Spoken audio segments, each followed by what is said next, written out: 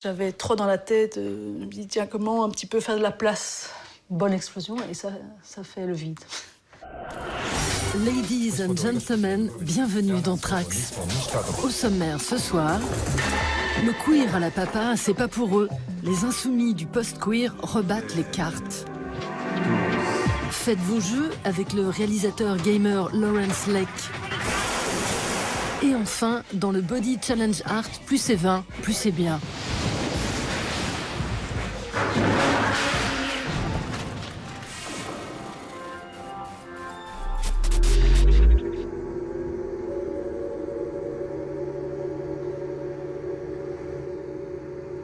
Dans Arabian Alien du saoudien Meshal Al-Jazer, la police des mœurs tente de débusquer des extraterrestres qui prennent possession du corps des humains.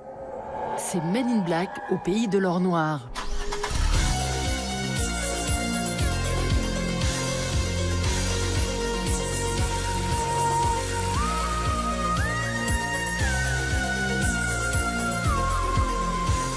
Réalisateur autodidacte de 24 ans, Meshal Al-Jazer voit cette année l'un de ses films sélectionnés au festival Sundance, dans les montagnes rocheuses aux États-Unis. Son court-métrage Arabian Alien a été tourné à Los Angeles, où il a suivi pendant 3 ans une formation de scénariste. Il y a reconstitué les décors et les costumes de son pays, grimant des latinos en saoudien. La partie ignorante de l'Amérique, pas toute l'Amérique parce que c'est un très grand pays, mais disons que la partie ignorante des Américains blancs associe tous les Arabes à Ben Laden. J'y suis confronté depuis que je suis aux États-Unis. C'est marrant parce que je suis probablement beaucoup plus tolérant que ces gens-là.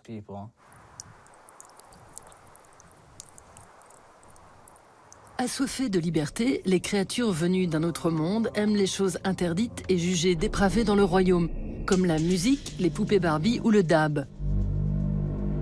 L'irruption d'un de ces aliens dans le quotidien d'un jeune Saoudien dépressif a l'effet d'un électrochoc.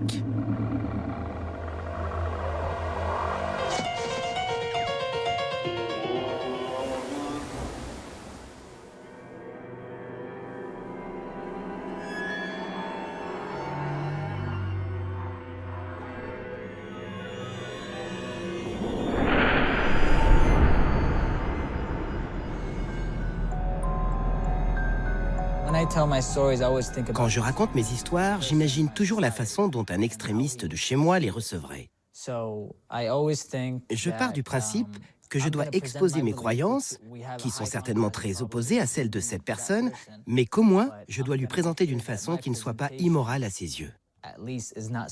Et il peut regarder mon film, et il va probablement être à 100% en désaccord avec ce que je fais, mais au moins, il peut regarder. Et peut-être que ça peut déclencher quelque chose dans son esprit. Malgré le succès de Wadja de la réalisatrice Haifa Al-Mansour en 2013, le cinéma saoudien était quasi inexistant jusqu'en 2018. Dans une vague de moralisation, toutes les salles étaient fermées depuis l'attaque de la Mecque par des islamistes en 1979. Avec 81 millions de vues sur sa chaîne YouTube, Meshal est depuis ses 17 ans une star du web. Dans cet espace de liberté, il se gausse des travers de son pays, comme le pouvoir démesuré des garçons sur leurs propres sœurs. Khaled. قوم ابن السوق ترى امس سلفتك 200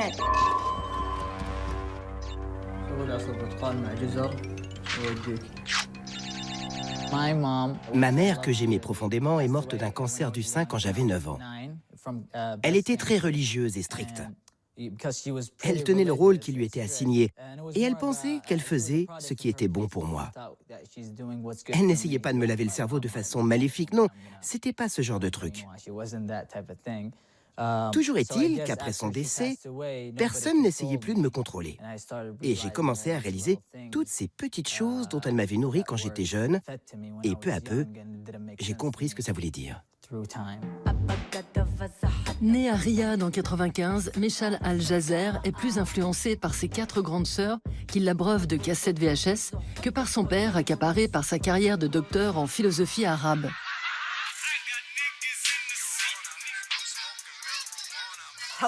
ما انت بصاحي بالإضافة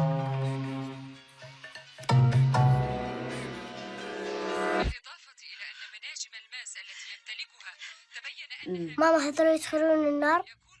إيه يا ماما بيدخلون النار. طيب وإحنا ندخل الجنة؟ إيه يا ماما حنا بندخل الجنة لأن حنا مسلمين وكل المسلمين بيدخلون الجنة. ماما شغلة تقول الحرمية سرقة تمثالي. سمياتي! نعم. سمياتي أنتِ نظفتي غرفة سارة اليوم؟ En 2016, avec Soumiati 20 en enfer, son premier court-métrage engagé, Al Jazeera dénonce la maltraitance des domestiques étrangers par les familles saoudiennes. Son héroïne, une petite fille de 7 ans, compare le destin de sa femme de ménage à celui de son poussin qui finit par mourir par sa faute. Quand Hitchcock faisait des films, il y avait un code de moralité à Hollywood. Et il était assez brillant pour le contourner en utilisant des outils qui lui permettaient d'exprimer quand même ses idées. Il utilisait les films de genre et d'autres outils et il y arrivait. Dans mon cas, c'est pareil. La censure pourrait me rendre plus créatif et non pas me limiter. Parce qu'au fond, mes opinions restent les mêmes.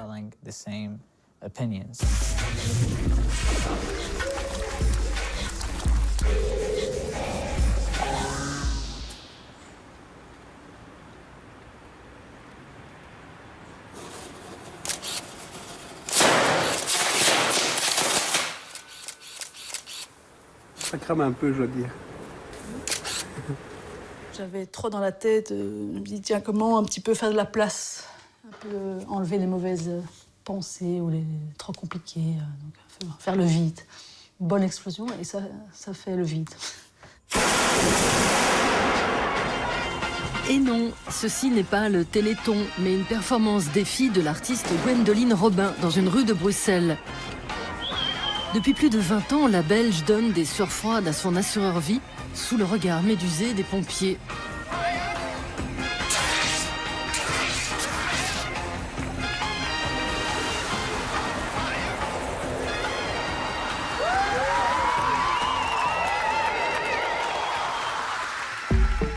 Cet après-midi, Gwendoline se produit dans le sous-sol des Halles de Schaerbeek, au nord de la capitale.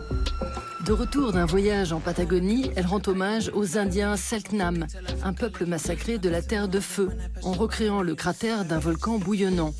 Ça sent le roussi.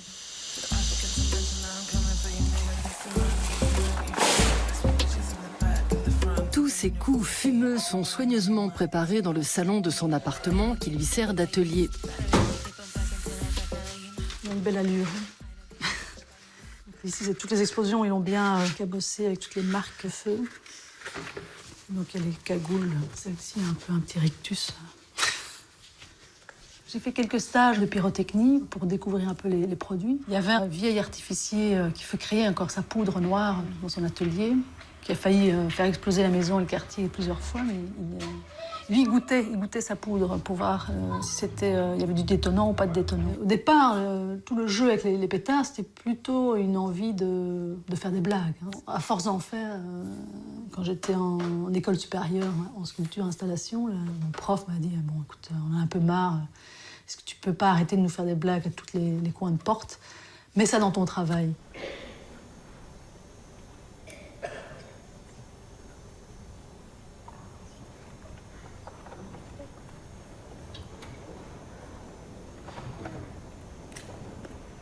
Fascinée depuis l'enfance par le Big Bang et les météorites, cette fille d'instituteur et de professeur en arts plastiques joue avec le feu, mais pas que.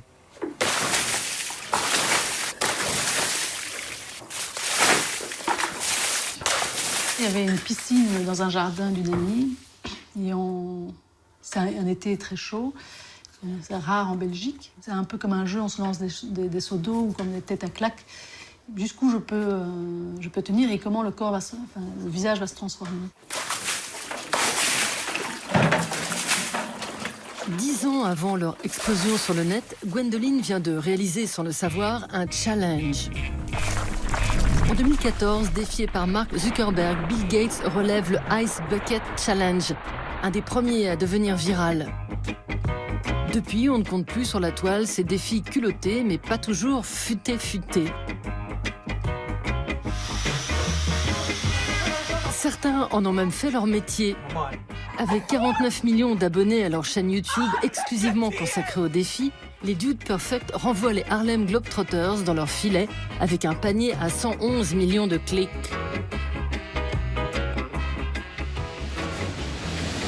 À quoi bon chercher une aiguille dans une botte de foin quand on peut repousser la mer à coups de raclette? Voilà le genre de challenge qui émoustille le Belge Claude Catelin.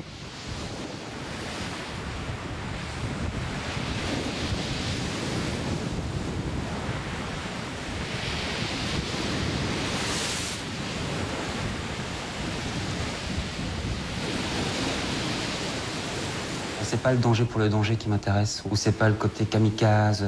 Il y a l'action qui peut être effectivement comme un challenge, mais il y a la simplicité du geste qui fait que ça ouvre à quelque chose il me semble, de plus large. À 2 pas du jardin botanique de Bruxelles, Claude Catelin ouvre tous les matins la porte de Greylight Projects, un ancien presbytère reconverti en lieu artistique indépendant où il a installé son atelier.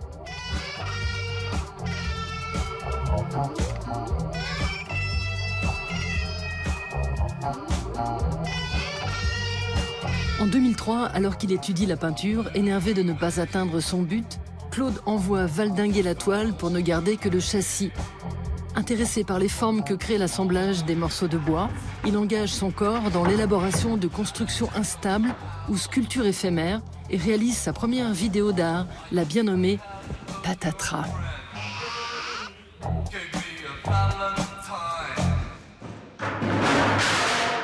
Ça se casse toujours la gueule, donc...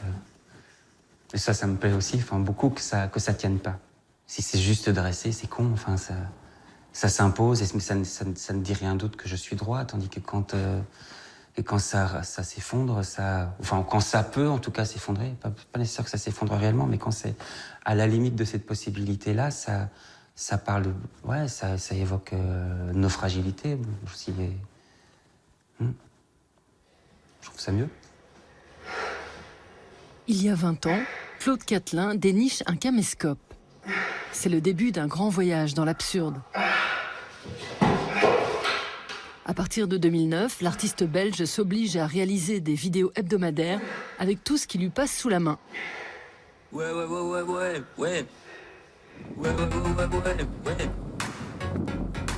Fils d'architecte né à Kinshasa en 72, Claude fait du challenge qui tombe à l'eau son pain quotidien. Le résultat est un chapelet de pièces poétiques qui le voit souffler sur un champ de pissenlit en utilisant la fonction expiration d'un aspirateur, ou encore réaliser un film d'1 heure durant laquelle il tente, en vain, de rassembler des épaves.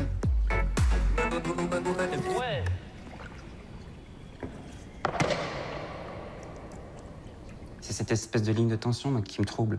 Il y a quelque chose comme ça que je pense que je cherche aussi, d'être autant dans quelque chose qui peut évoquer des choses graves, disons, et en même temps le traiter avec une espèce de détachement ou aussi sous l'emprise du jeu.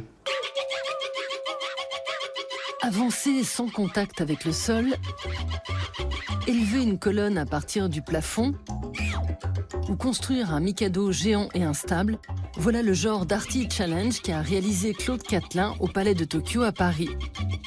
Invité à la Biennale de Venise en 2013, il disparaît sous la plage du Lido, respirant, avec une paille.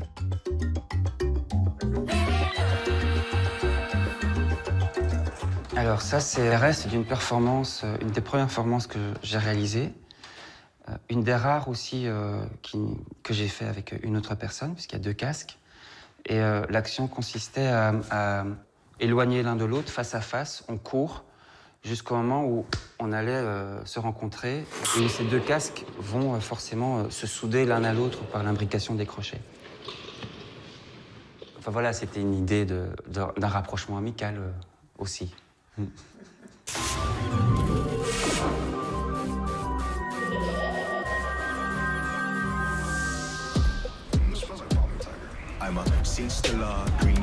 Léa, notre journaliste dirigée par Joystick, déboule au Festival du film de Rotterdam en quête d'un gamer devenu réalisateur, Lawrence Leck. Grâce à des moteurs de jeux vidéo et des logiciels de design 3D, l'artiste anglais façonne des longs métrages qui n'ont pas de limite. Caprice d'acteurs, pellicules et équipe technique, très peu pour lui.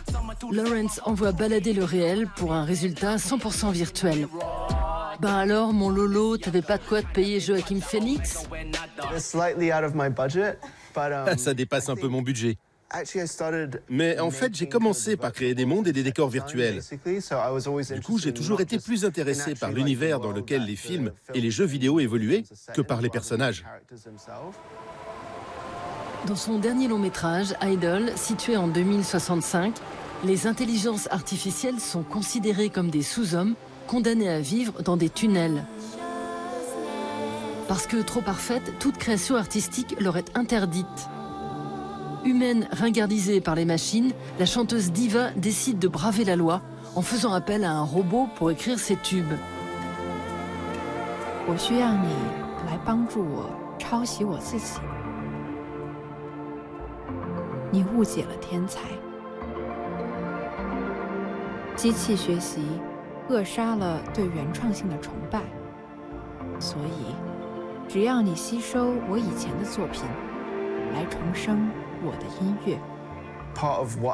Un des trucs qui m'intéresse, c'est d'offrir aux futures intelligences artificielles un autre point de vue, où elles ne sont pas réprimées. Répandre cette peur de l'intelligence artificielle, dire qu'elles vont mal tourner, par exemple, si tu penses ça, bien sûr que l'enfant va mal tourner.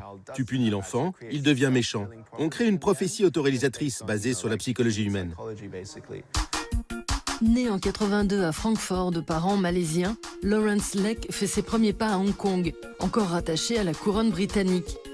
Alors qu'il a 11 ans, son père, ingénieur pour une compagnie aérienne, et sa mère, hôtesse de l'air, s'envolent pour Londres. En 2012, Lawrence Leck obtient son diplôme d'architecture et expose son exosquelette en bois, permettant à celui qui le porte de sauter plus loin ou de courir plus vite. 5 ans plus tard, il décroche un doctorat en intelligence artificielle au Royal College of Art.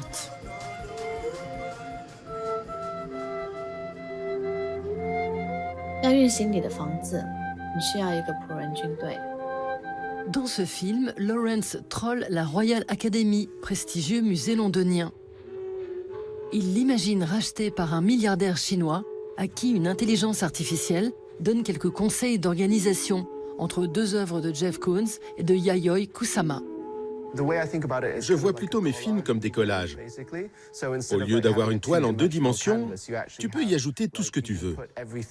Accessoires, décors, météo, paysages, différents personnages, du son et même des fragments de vidéo. C'est comme un collage en 4 dimensions. Et je vois ça aussi comme un roman virtuel. Il y a 3 ans, Leck signe son premier long métrage, Geomancer, élaboré avec le moteur de jeux vidéo Unreal Engine. Il met en scène une intelligence artificielle à la recherche de ses ancêtres et pose la question philosophique des racines généalogiques des robots. Pour le réalisateur, c'est l'occasion de remettre en cause la vision hollywoodienne des machines, qui ne projettent en elles que leur côté rabat-joie. Oh, hell no! You are experiencing a car accident. The hell I am! En 2015, dans un manifeste vidéo, Lawrence développe 7 stéréotypes liés au peuple chinois. Pour le réalisateur, si ces clichés sont réels, alors la Chine est l'intelligence artificielle la plus performante au monde. C'est ce qu'il appelle le sinofuturisme.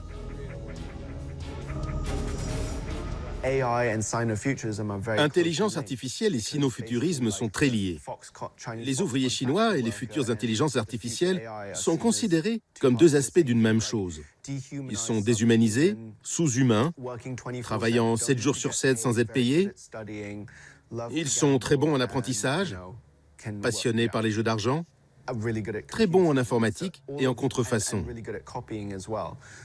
Tous les aspects négatifs de l'automatisation, de l'intelligence artificielle, et les travailleurs chinois sont exactement les mêmes. C'est cette idée d'une masse de personnes anonymes, comme des fourmis.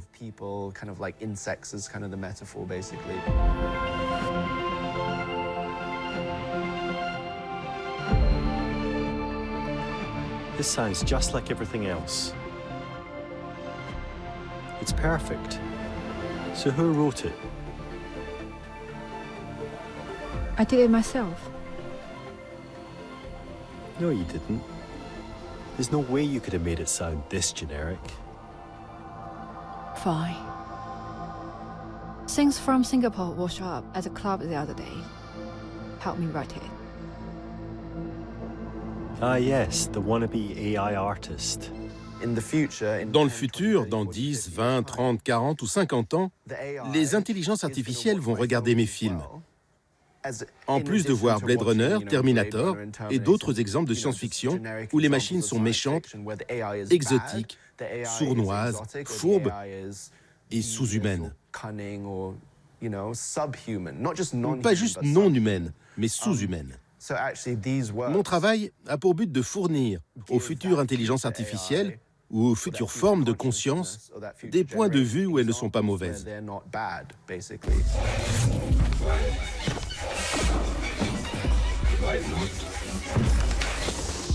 The Queen is dead. O sea, acaba con tus ídolos, mata a tus ídolos hasta que venga un nuevo ídolo y acabar con ese.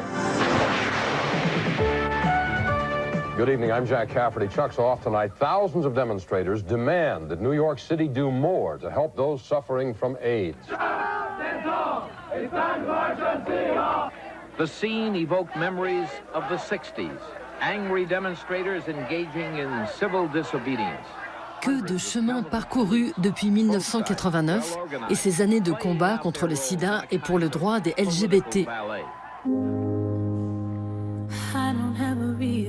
Aujourd'hui en Occident, le mouvement queer, à l'origine louche en anglais, rentre dans le rang courtisé par les organisateurs de mariage.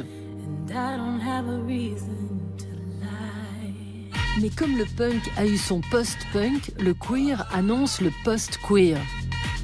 Pour les musiciens comme l'américain Colin Self, le queer n'est pas soluble dans le capitalisme et le pinkwashing, une saleté. In the places where it really is becoming a sort of terminology for selling something, to fight back against that and to be vocal about queerness not having to do with selling a product. En 2019, à la Gaîté Lyrique de Paris, le festival Loud and Proud invite l'artiste et chorégraphe de 32 ans, Colin Self.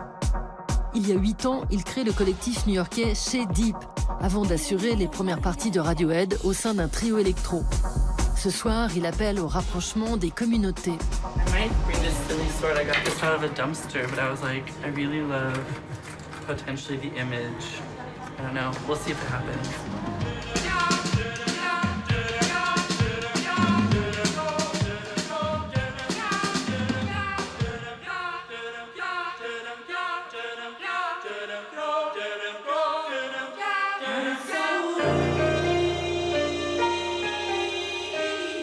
My dad's actually a composer. He makes his music and sort of an outside artist, has been doing it since he was in his 20s. And my mom played the cello, and so growing up there was an encouragement to be musical. One of the early memories is my father, all of us kids running around to my dad playing piano. He would play something rhythmic. We would just like gallop around the living room. Pour Colin, les chapelles, c'est l'enfer. Créateur d'opéras futuristes comme ici en 2017, il fait de son show Siblings un spectacle qui transcende les genres.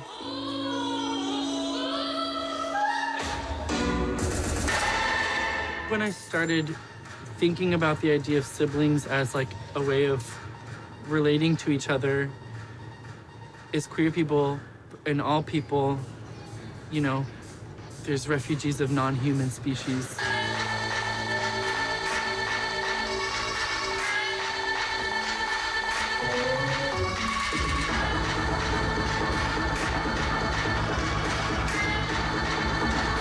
I fear that it will take much more severe circumstances on this planet for people to actually start doing this, because they'll just realize like we have nothing but each other. À Berlin, la DJ américaine Lotic se bat contre une autre conséquence de la normalisation queer. Son étendard, passer du R&B ou du Rihanna dans les clubs gays allemands. Sa façon de dénoncer l'ostracisme de la scène queer. The queer community in Berlin is very protective of its ideals. And I don't think they were ready for me to just sort of dismantle all of those. Like, everyone seemed to be sticking to like a script of what they thought they were supposed to be doing. And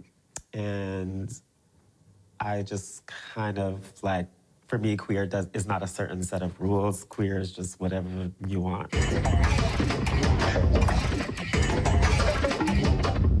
En 2012, après des études de composition à l'université d'Austin, Lotic déménage dans la capitale allemande pour fuir l'intolérance de son Texas natal.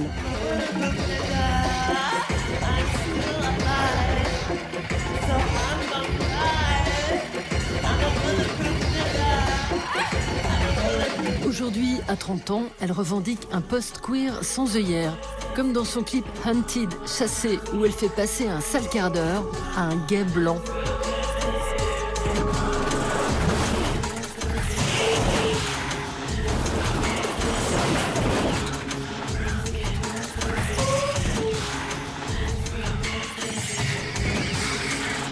I've always made a point to play music by Black artists, by independent queer artists, by trans artists. But I stopped thinking about it because it just came naturally to me. So it's just like, for me, I'm just playing the music of the people that I know. And to me, that is not political. But in the larger context of club music, it's, super political because everyone's just playing like straight white dudes' music.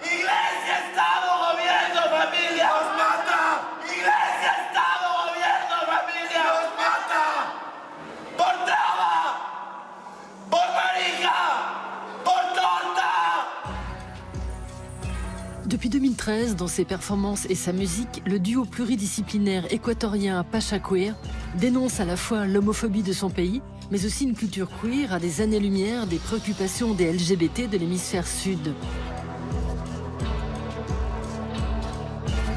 À Quito, la capitale de l'Équateur, où elles ont installé leur atelier, Mota et Coca ont inventé une arme fatale forgée dans leurs propres racines, le cuir, C-U-Y-R, du nom des cochons d'Inde, qu'on utilisait comme animaux de compagnie à l'ère précolombienne. Para nosotros justamente el abandonar esa forma agringada, esa forma imperialista de lo que se entiende como queer o de lo que se propone como queer, es justamente, nosotros hemos encontrado una trinchera que es lo cuy. Es muy interesante cómo hay registros fotográficos de, por ejemplo, las comunidades amazónicas acá en Ecuador, que antes de la evangelización, todas las cuerpas, si no era por su genitalidad, eran las mismas personas. Tenían las mismas características, no había una distancia entre lo masculino y lo femenino, y de repente ver cómo a raíz de la colonización todas estas posibilidades de ambigüedad, de libertad de expresión son castradas para a los hombres cortarles el pelo y a las mujeres cruzarles la pierna. ¡Ábrete el culo! ¡Ábrete el culo! Depuis son éclosion, El Queer est devenu en Amérique latine un véritable contre-mouvement au queer occidental, au point d'inspirer d'autres artistes et d'être étudié par le monde universitaire. Dégoûté de cette récupération par les institutions, Pacha Queer trouve la parade. Ouvre ton cul. Entonces ya no vamos a pensar. Para nosotras es una apuesta lo cuy, es una apuesta, es un ir hacia cerrar la mente y abrir la cula. Hay que empezar a quitarle poder a la vagina y al pene. O sea, sentimos que el ano es universal. El punto abyecto del ano, de la cula, es un punto de deleite y de placer, ¿no? Pero ahí está esta doble moral de las sociedades que mientras nadie me vea es aceptado, pero el momento en que se muestra frente a la sociedad, ahí sí no lo reconozco, ¿no? Pour Pacha Queer, impossible de se cantonner à la seule question du genre. Cri de guerre contre la société conservatrice équatorienne, les actions de ces adeptes de la convergence des luttes font du post-queer une arme de destruction massive.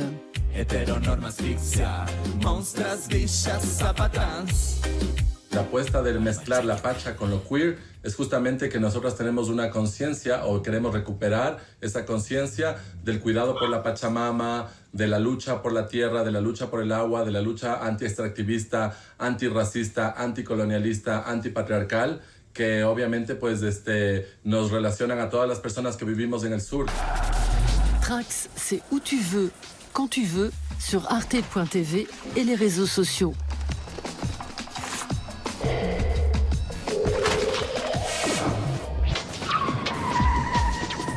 Voilà, Covid génial.